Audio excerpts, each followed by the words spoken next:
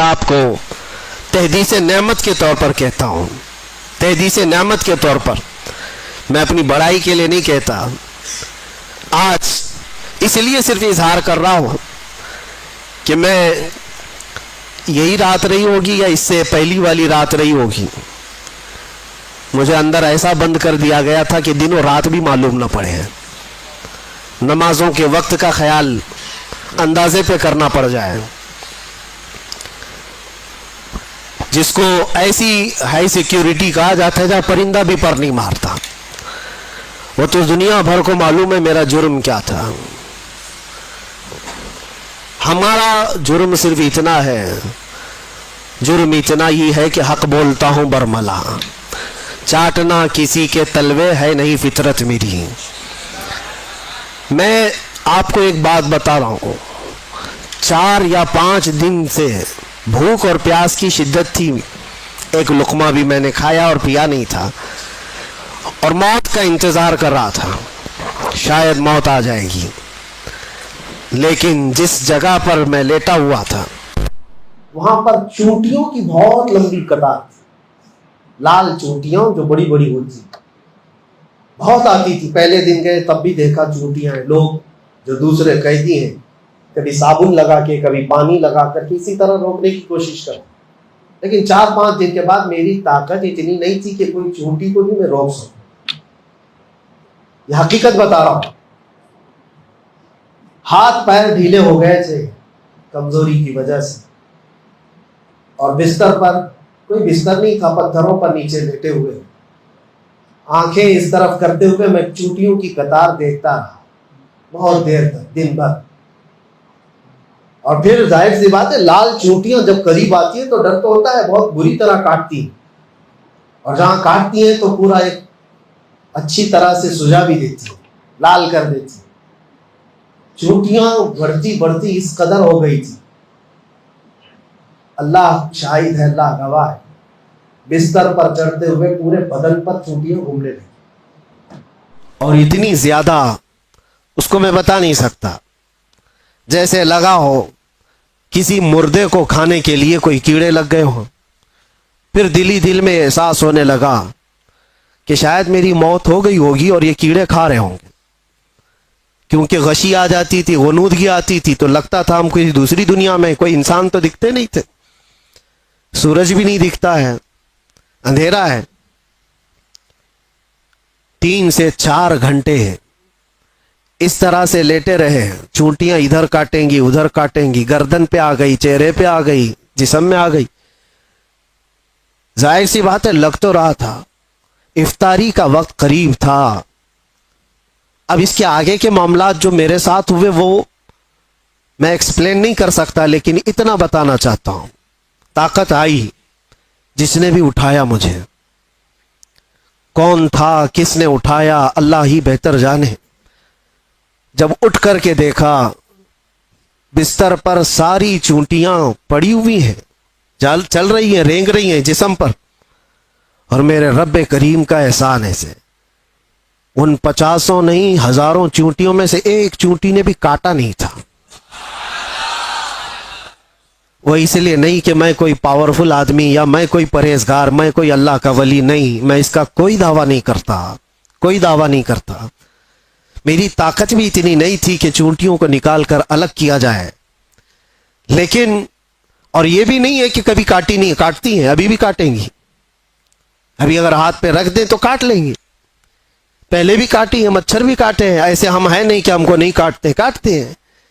لیکن وہ سچویشن جہاں آدمی پوری طرح سے مجبور ہو گیا ہو، ہاتھ پیر ہلا نہ پاتا ہو، چونٹیاں چڑھ گئی ہوں اور پھر نہ کاٹ رہی ہو، تب یہ احساس ہوا رب ذوالجلال تو جہاں جیسا چاہے اپنے حبیب کے غلاموں کی حفاظت کرتا ہے.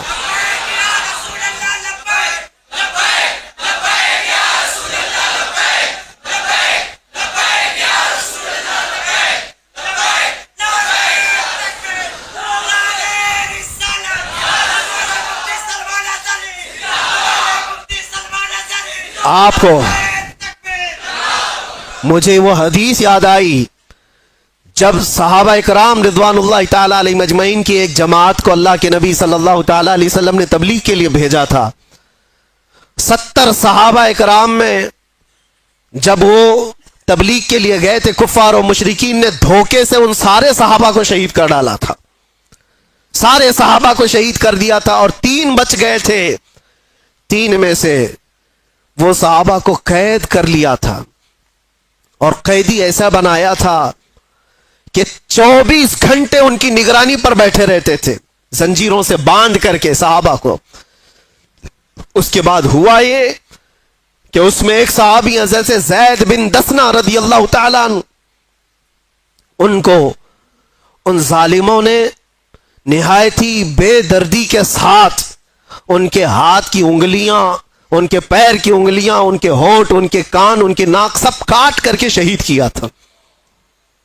ایک غلام مصطفیٰ کو نہایت ہی دردناک انداز میں شہید کیا، اور اس کے بعد ان کی لاش کو لٹکا کر کے رکھا ایک کھمبے سے، اور پہرا لگا دیا کہ ان کی لاش کو کوئی لے کر کے نہ جا سکے، کوئی لے کر کے نہ جا سکے۔ 2 صحابہ تھے وہاں پر، زید بن دسنہ رضی اللہ تعالیٰ عنہ اور ایک دوسرے صحابی حضرت خباب بن الارت یا خبیب بن عدی رضی اللہ تعالیٰ، 2 میں سے کوئی ایک صحابی ہے۔ اللہ کے نبی صلی اللہ علیہ وسلم مدینہ طیبہ میں بیٹھے ہیں، حضور پاک صلی اللہ علیہ وسلم نے فرمایا ظالموں نے میرے غلاموں کو شہید کیا ہے میرے غلاموں میں سے کوئی جو بچے ہوئے میرے ان صحابہ کی لاشوں کو لے کر کے آئے میرے پاس۔ 2 جری صحابہ تھے، حضرت طلحہ، حضرت زبیر رضی اللہ تعالیٰ عنہ، گھوڑا لے کر یہ 2 ہی لوگ نکلے تھے۔ تقریباً 500 کے قریب کفار جس کی پہرہ داری کر رہے ہیں، ان پہروں میں سے وہ صحابہ کی لاش کو لانے کے لیے صرف نبی کے 2 غلام نکلے تھے۔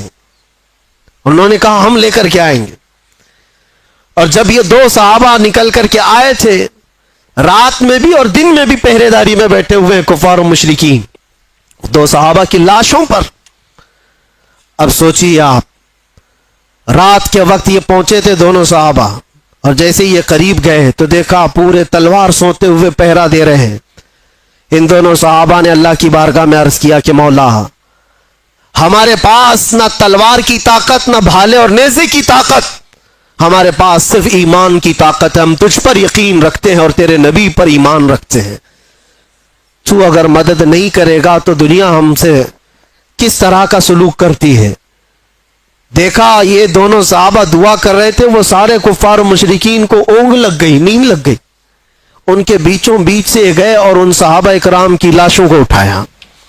ایک صحابی کی لاش کو اٹھایا اور رکھا اور لے کر نکل پڑے، دوسرے وہاں پر موجود رہ گئے۔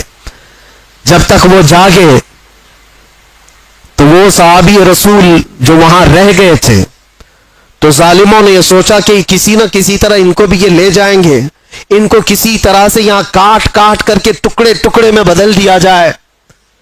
تو جیسے ہی اس بری نیت کے ساتھ قریب آئے، شہد کی مکھیوں کا ایک چھتا پورا اس صحابی کے اطراف لگ گیا، اتنی خطرناک مکھیاں آ گئی۔ وہ صحابی رسول جن کی لاش وہاں پر موجود ہے، پوری مکھیاں، شہد کی مکھیاں، اور کفار و مشرکین میں سے کوئی قریب جاتا تو اتنا ڈنک مارتی تھی کہ وہ سوج جاتا تھا اور زہر چڑھ جاتا تھا۔ وہ شہد کی مکھیوں سے خوف کھا کر سارے بھاگ گئے۔ اس صحابی رسول کی جسم کو، ان کی لاش کو کوئی ہاتھ نہیں لگا سکا، ہاتھ نہیں لگا سکا۔ یہ واقعہ میرے ذہن میں آنے لگا کہ یہ رب تبارک و تعالیٰ کا دستور ہے، اپنے حبیب کے غلاموں کو کبھی شہد کی مکھیوں سے اور کبھی چونٹیوں سے حفاظت کرتا ہے۔ جب وہ اپنے نبی پاک کی حفاظت غار ثور میں مکڑی کے جالے سے کرتا ہے، تو اے غلامان مصطفیٰ، کیا تمہارا ایمان کمزور ہے؟ اگر رب چاہے آج بھی تمہاری حفاظت صرف ہواؤں سے فرمائے گا، صرف ہواؤں سے فرمائے گا۔ بڑے بڑے نمرود آئے اور بڑے بڑے فرعون آئے جن کو اللہ تعالیٰ نے ہلاک و برباد کیا۔ نمرود کو ایک مچھر سے اور فرعون کو صرف پانی سے غرق کیا، اور انتظار کرنا ہمارے دور کے فرعون کے لیے بھی کوئی مچھر ضرور آئے گا۔ ہر دور کے نمرود اور ہر دور کے فرعون کا انجام وہی ہوتا ہے جو اس کے ظلم کا انجام ہوتا ہے. اس لیے کہ قرآن میں اللہ تعالیٰ فرماتا ہے وَمَا اللَّهُ بِغَافِلٍ عَمَّا يَعْمَلُ الظَّالِمُونَ، اللہ تبارک و تعالیٰ ظالموں کے کام سے بے خبر نہیں ہے، ہر چیز دیکھ رہا ہے. انما یؤخرہم لیوم، ان کو ڈھیل دیتا ہے ایک دن تک کے لیے، اور کرو، انہیں ڈھیل دیتا ہے. اور ظالم یہ سمجھتا ہے میں جو کر رہا ہوں میرا پاور ہے، میری طاقت ہے، اور جس دن رسی کھینچی جائے گی تو پھر سب کچھ اسے سمجھ میں آ جائے. یاد رکھو لیکن تمہیں گھبرانا نہیں، ڈرنا نہیں. اسی لیے یہ بول کر کے ہی میں اندر گیا تھا، نہ گھبراؤ مسلمانوں، ابھی خدا کی شان باقی ہے، ابھی اسلام زندہ ہے، ابھی قرآن باقی ہے. جب یہ ہے تو پھر گھبراؤ. اللہ تعالیٰ قرآن میں فرماتا ہے وَلَا تَهِنُوا وَلَا تَحْزَنُوا وَأَنْتُمُ الْأَعْلَوْنَ إِن كُنتُم مُؤْمِنِينَ، تم گھبراؤ مت، پریشان مت ہو، تم سب سے بلند رہو گے. ان کنتم مؤمنین، اگر تم سچے ایمان والے ہو، اگر تم نبی پاک کے سچے غلام، تم سب سے بلند رہو گے. میرے عزیزو، صحابہ اکرام رضوان اللہ تعالی علیہ مجمعین جو حضور کے غلام ہی تو تھے، اور اس کے بعد انہوں نے پوری دنیا کو دکھایا ہے. مدینے سے وہ نکلے تھے، صحراؤں میں رہنے والے، بادیہ نشین، چٹائیوں پر بیٹھنے والے اور پیون لگے کپڑے پہننے والے، پورا دن ایک کھجور کی گھٹلی پر صبر کرنے والے، پانی کے نام پر 2 دن تک قلت کا سامنا کرنے والے، اور جن کے گھروں میں ایک بار گوشت کا ایک ٹکڑا آ جائے تو پورے مدینے میں گھومتا تھا، پورے مدینے میں گھومتا تھا. یہ وہ جماعت ہے صحابہ کی. لیکن نکلے تھے تو قیصر و کسریٰ بھی کانپتے تھے، تھراتے تھے. جانتے ہو روم اس وقت کا پاورفل ملک تھا. دوسرا پاورفل ہے یہ قیصر جس کو کہتے.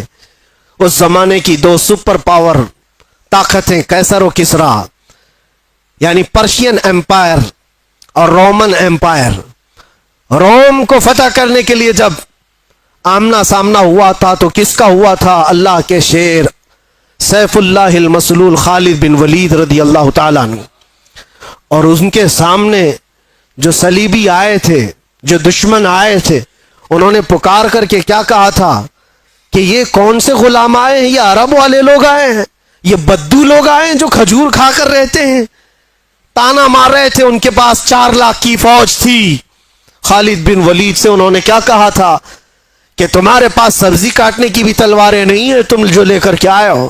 خالد بن ولید نے جواب میں صرف اتنا ہی کہا تھا، اے عیسائیو، تمہاری فوج جس طرح شراب کو پسند کرتی ہے، ہماری فوج شہادت کو پسند کرتی ہے. یہاں وہ جذبہ لے کر کے آئے ہیں، تلواریں نہ دیکھو، بھالے نہ دیکھو، نیزے نہ دیکھو، ایمان لے کر کے آئے ہیں، یقین لے کر کے آئے ہیں. عزیزان گرامی وقار، میں کل ملا کر کے ایک ہی بات کی طرف فوکس کرنا چاہتا ہوں. ان کے جو ہم غلام تھے، خلق کے پیشوا رہے ہیں. تم سچی غلامی میں آ جاؤ، تم امت مصطفیٰ ہو. اللہ تعالیٰ نے قرآن میں تمہیں خیر امت کہا ہے. کیا آج کسی جوان کو یہ زیب دیتا ہے کہ اس کے ہاتھ میں شراب کی بوتل ہو، تاش کے پتے ہو؟ اس کی جوانی کیا اس کام کے لیے بنائی گئی ہے کہ وہ جوان لڑکیوں کی عزت کو تار تار کرتا رہے، صرف اپنی خواہشات کے لیے، اپنے نفسانی کا تکمیل کے لیے وہ عورتوں کے پیچھے رہے، لڑکیوں کے پیچھے بھاگتا رہے؟ نہیں نوجوان، تجھے اللہ تبارک و تعالیٰ نے محمد عربی کا شیر بنایا. ساری دنیا تیرے قدموں میں ہے، ساری طاقت اللہ تعالیٰ تیری طرف پھیر دے گا. شرط یہ ہے کہ تو حضور کی بات کر کے دیکھ. اسی لیے عمر ابن خطاب رضی اللہ تعالیٰ عنہ نے سچ کہا تھا. جانتے ہو جب بیت المقدس فتح ہو گیا تھا، حضرت عمر فاروق رضی اللہ تعالیٰ عنہ بیت المقدس جا رہے تھے. وہاں لوگ انہیں پہچانتے بھی نہیں تھے. ابو عبیدہ بن جراح ایک صحابی وہاں پہلے سے موجود تھے. وہاں کے عیسائیوں، یہودیوں سب کو بتایا تھا کہ امیر المومنین آ رہے ہیں مدینے سے، امیر المومنین آ رہے ہیں مدینے سے. سب لوگ دیکھنے کے لیے باہر کھڑے ہو گئے تھے. لیکن امیر المومنین کس شان سے آ رہے ہیں؟ وہ اپنے ایک غلام کو لے کر اپنے گھوڑے کے ساتھ جا رہے ہیں. کیا کمال کی عدالت ہے عمر فاروق کی.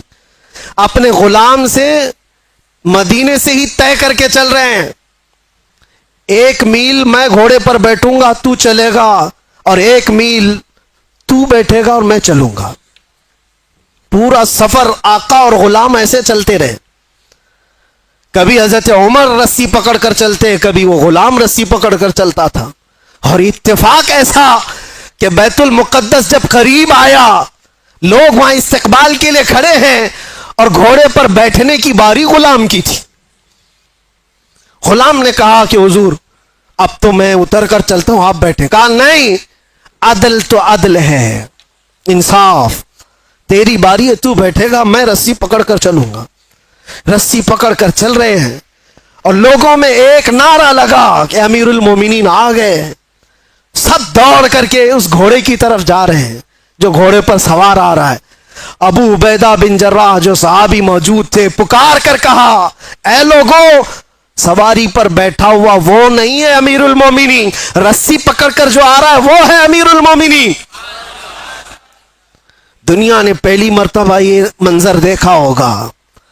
कहां है वो लैंड क्रूजर वाले लीडर लोग, कहां है वो जो रसूल पाक सल्लल्लाहु ताला अलैहि वसल्लम के इन जानशीनों की मिसाल ला करके दिखा दे।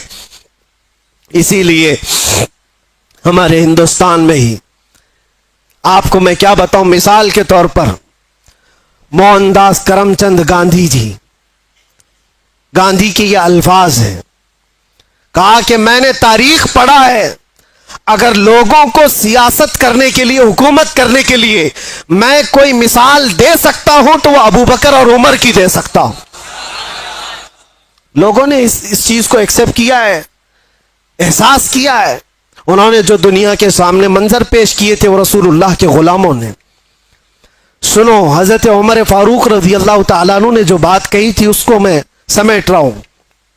लोग जब आपको पुकार कर अमीरुल मोमिनीन करते कहते हुए करीब आए तो आप रो पड़े। ये वो वक्त था हजरत उमर का जब पूरा अरब, जो आज है सऊदी अरब जिसको कहते हैं, ये अरब था, सिर्फ अरब था, सऊदी बाद में बना है। हिजाज और नजद दो इलाके थे और दोनों मिलाकर के अरब था। फिर यमन, फिर इराक, फिर मुल्के शाम, और फिर फिलिस्तीन, फिर मिस्र, 6 बड़ी कंट्रियां जिसका कुल रकबा, कुल एरिया अगर मिलाएंगे तो तकरीबन 17 लाख स्क्वायर किलोमीटर, और बाज में है कि 36 लाख स्क्वायर किलोमीटर। हजरत उमर फारूक रज़ियल्लाहु ताला अन्हु का दौरे खिलाफत इतना फैला हुआ था, इतना फैला हुआ था, इतनी दूर तक इस्लाम का परचम लहरा रहा था। उस वक्त जब हजरत उमर फारूक बैतुल मुक़द्दस के करीब आए और लोगों ने आपको सराहना शुरू किया अमीरुल मोमिनीन कहकर, आप रो पड़े। और उसके बाद एक तारीखी जुमला उन्होंने कहा था जो हम सब का भी होना चाहिए, हम सब के लिए। आज मेरा टॉपिक यही है। हजरत उमर खड़े होकर के कहते लोगों से, ऐ लोगों सुनो, आज तुम मेरे नाम के नारे लगा रहे हो, मैं अपनी हैसियत बताता हूं, मेरी हकीकत बताता हूं। मेरा नाम उमर है, मेरे बाप का नाम खत्ताब है, मैं खत्ताब का बेटा उमर हूं। बचपन में मुझसे 2 बकरियां नहीं संभाली जाती थी, मेरे बाप मुझे बकरियां चराने के लिए भेजते थे तो बकरियां इधर से उधर हो जाती, और जब बकरियां मुझसे नहीं संभलती तो रोज मैं अपने बाप के घोंसे खाता था, रोज मुझे मार पड़ती थी मेरे बाप से, बकरियां मुझसे नहीं संभलती थी। और आज तुम देख रहे हो 36 लाख स्क्वायर किलोमीटर का पूरा रकबा उमर तन्हा उसकी निगरानी करता है। और ऐसी निगरानी मदीने में बैठे हुए उमर फारूक है। मुल्के शाम का एक वाकया मैं आपको बता रहा हूं। मुल्के शाम मदीने से हजारों किलोमीटर दूर, मुल्के शाम में बैठी हुई एक खातून रात को अपनी बेटी से कहती है, दूध में पानी मिला करके बेचो तो थोड़ा ज्यादा हो जाएगा। बेटी कहती है, अम्मा उमर इब्ने खत्ताब का दौर है।